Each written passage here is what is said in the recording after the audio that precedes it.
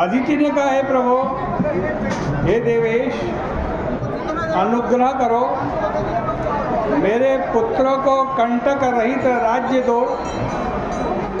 हे प्रभु अंतर्यामी, सब जीवों के ईश्वर, आप सब जानते हैं, हमको मोहित क्यों करते हो?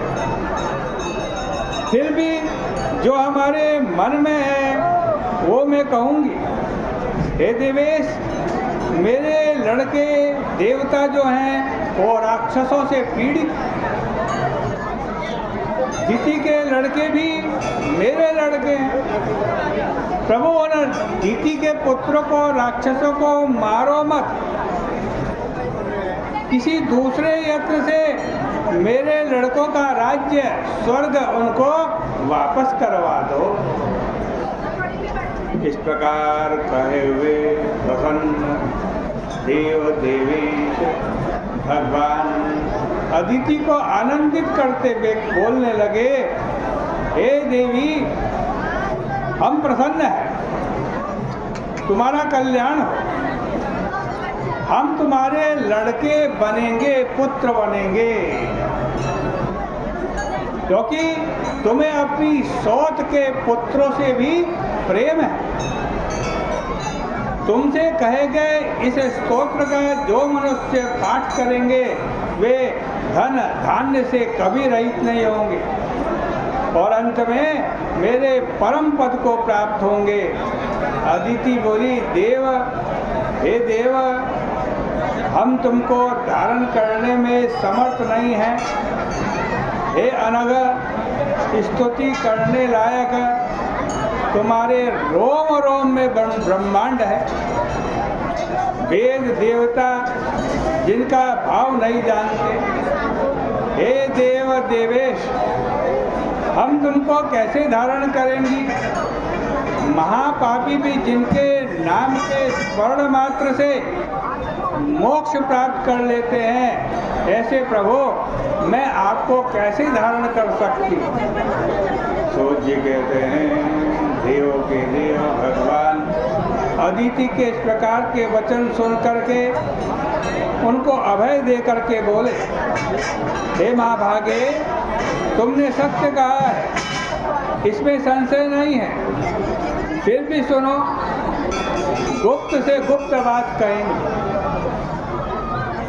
हे बाले, राग शत्रु भाव रहित मेरे भक्त पाप रहित सदा मुझे धारण करते हैं। माता पिता गुरु अतिथि इनका भक्त, ब्राह्मणों का हित करने वाला हमेशा मुझे धारण करता।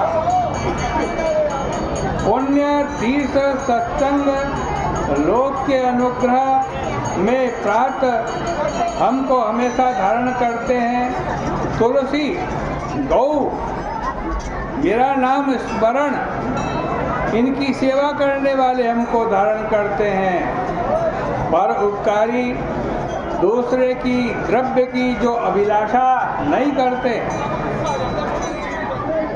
दूसरे की स्त्री में नपुंसक हमको सदा धारण करते हैं।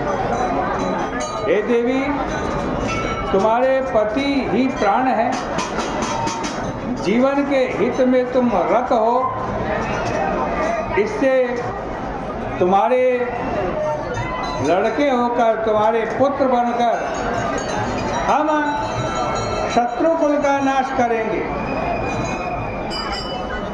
देव देवेश भगवान इस प्रकार माता अदिति को बोलकर अपने कंठ की माला और अभय देकर अंतर ध्यान हो गए।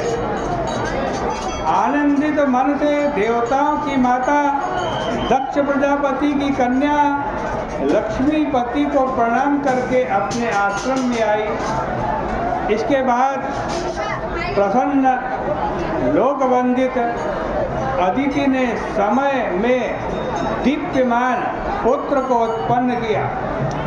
शंख चक्र दंड कमंडलो अमृत कलश दही अन्न हाथ में लिए हुए 52 रूप भगवान 1000 सूर्य का तेज, कमल नयन तथा आभरण युक्त पीतांबर धारण किए हुए, मुनियों से स्तुति करने लायक, सब लोक के नायक भगवान प्रकट हुए। भगवान को देखकर कश्यप जी ने, जो अदिति माता के पति हैं, भगवान का प्रणाम किया, हाथ जोड़ करके भगवान की स्तुति की। संसार के कारण, सबके पालक है, सबके नायक है, दैत्यों के नाश करता है प्रभु, आपको नमस्कार है। भक्तजनों के प्रिय, सज्जनों के आनंद दाता, दुर्जनों के नाश करता, जगदीश्वर, ऐसे प्रभु आपको प्रणाम है। आज कारण से बावन रूप, त्रैविक्रम, अमित पराक्रम, धनुष चक्र तलवार गदा, इनको धारण किए, पुरुषों में उत्तम, ऐसे प्रभु आपको प्रणाम है। क्षीर सागर में सोने वाले, समीचीन, भक्त के मन में स्थित, सूर्यादिकों से ज्यादा तेज धारण किए, पुण्य कथा द्वारा प्राप्त आपको नमस्कार है। सूर्य चंद्र आपके नेत्र हैं, यज्ञ फल दाता, सज्जन प्रिय, यज्ञ में शोभित, आपको नमस्कार है। कारणों के कारण, शब्दादि रहित, दिव्य सुख देने वाले, भक्त जन प्रिय, ऐसे प्रभु आपको बारंबार नमस्कार है। भ्रम के नाश करता, मंदराचल को धारण करने वाले, यज्ञ शूकर नाम हिरण्याक्ष के नाशकारक, तुम्हें नमस्कार है। बावन परशुराम रामचंद्र कृष्ण को नमस्कार है। लक्ष्मीपति, सुखदाई, वर्ण मात्र से पीड़ा के नाश करता, आपको बारंबार प्रणाम है। जो कोई इस वामन जी के स्तोत्र को तीनों काल में पाठ करता है, उसको धन, धान्य, आरोग्य, संतति का आनंद हमेशा रहता है। लोक के पवित्र करता बावन जी महाराज इस प्रकार कश्यप जी का वचन सुन करके हंसते हुए बोले, कहा पिताजी हम प्रसन्न हैं, तुम्हारा कल्याण हो, थोड़े समय में तुम्हारे मनोरथ सिद्ध होंगे।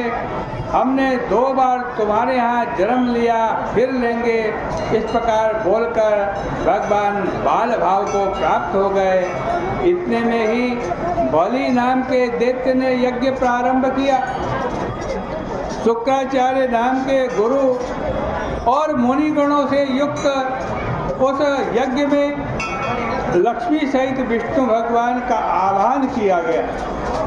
अभी लेने के वास्ते ब्रह्मादि मुनियों से मिले हुए ऐश्वर्य वाले बलि के यज्ञ में 52 नाम के महाविष्णु पधारे। उन्होंने कुछ हंसी से सब लोगों को मोहित कर दिया। बलि के सामने मानो हवि लेने के लिए आए हैं। अच्छा, खराब, जड़, पंडित, जो कोई भक्त है वहाँ भगवान रहते हैं। वामन जी को देख ब्रह्मादि ऋषि लोग ज्ञान दृष्टि से जान गए, ये साक्षात नारायण है। और इस कारण जानकर शुक्राचार्य जी जो बलि के गुरु हैं, वो एकांत में बलि से कुछ कहने लगे। और इस प्रकार से आज श्री पद्म पुराणे कार्तिक महात्म्य 52 प्रादुर्भावों नाम चतुर्विंशो अध्याय, ये 24वें अध्याय की कथा, इसके पुण्य को हम भगवान के श्री चरणों में अर्पित करते हैं। बोली गंगा मैया की जय।